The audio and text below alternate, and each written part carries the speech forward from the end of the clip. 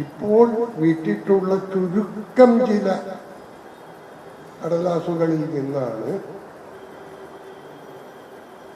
കുറെ ബിംബങ്ങൾ പുറത്തേക്ക് തെറിച്ച് വീണത്. ഇതിലെ ഒരു സങ്കടം, ഇതിൽ പലരും ജനമധ്യത്തിൽ ഇന്നലെ വരെ സുന്ദരന്മാരായി നടന്നവരാണ്. ഞാനടക്കമുള്ള ജനങ്ങളുടെ ഹൃദയത്തിൽ ഇവർക്കൊക്കെ ഒരു വീരപരിവേഷം, നായക പരിവേഷം ഉണ്ടായിരുന്നു. ഈ പുറത്ത് വീണുടഞ്ഞു എന്ന് പറയുന്നുണ്ടല്ലോ, അവരിൽ പലരെയും എനിക്ക് വളരെ അടുത്ത ദേഹബന്ധമുള്ളവരാണ്. വളരെ ചിലരുടെ കൃതികൾക്ക് അവതാരിക എഴുതുക എന്ന ദൗർഭാഗ്യമോ ഭാഗ്യമോ ഉണ്ടായിട്ടുള്ളവരുമാണ്. ഒരിക്കലും ഇത് പ്രതീക്ഷിച്ചിട്ടില്ല. ഇപ്പോൾ ഞാൻ ഓർക്കുന്നത് പ്രശസ്ത ഫ്രഞ്ച് നോവലായ മദാം ബോവറിയിലെ ഒരു വാചകമാണ്.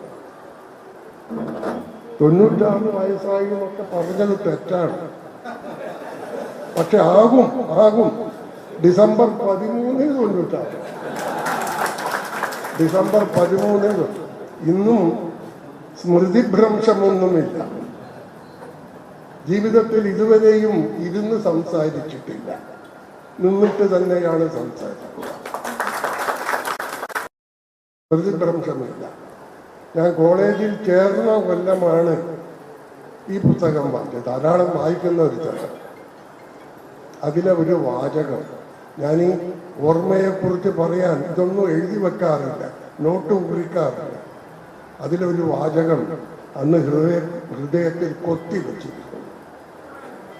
Don't touch your idols. നിന്റെ ബിംബങ്ങളെ നീ തൊട്ടു നോക്കരുത്. The gilt will stick to your fingers. അതിൻ്റെ പൂച്ചി നിന്റെ കൈവിരലിൽ ഒട്ടി നിൽക്കും. കാരണം നീ സ്വർണബിംബമാണെന്ന് വിചാരിച്ച നിന്റെ ഈ ആരാധനാപാത്രങ്ങൾ സത്യത്തിൽ വെറും ചെമ്പോ ഈയമോ കാരിരുമ്പോ ആയിരിക്കാം. പുറമേ കാണുന്ന ആ സ്വർണ്ണ നിറം വെറും പൂച്ചാണ്. Don't touch it. ദൂരത്തിൽ നിന്ന് കണ്ടാൽ മതി. ആ വിഗ്രഹങ്ങളാണ് ഇവിടെ ഉടഞ്ഞു വീണത്.